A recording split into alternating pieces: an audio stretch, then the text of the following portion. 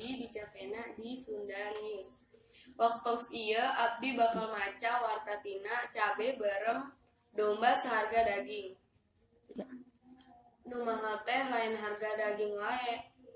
Kayaning daging ayam jeung daging sapi.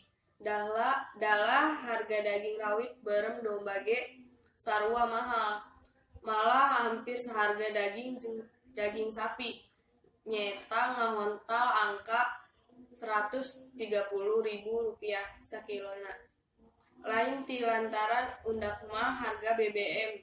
Beuki maharalna harga daging bae dipangaruhan ku maneran bulan puasa deui. Ari langkung jinekna mah teu acan kaparulung. Patali sareng panges cabe domba nu sakitu awisna. Nu tentos mah ayeuna hargaan masih maraha keneh.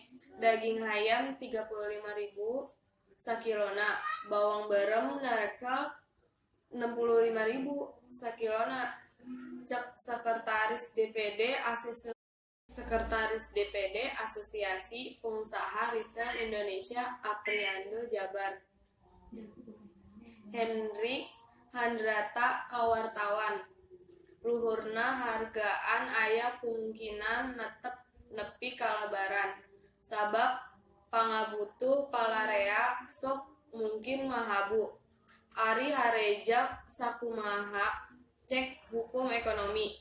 Bakal hentem undak nuturkeun pamenta balarea nu mungkin rea.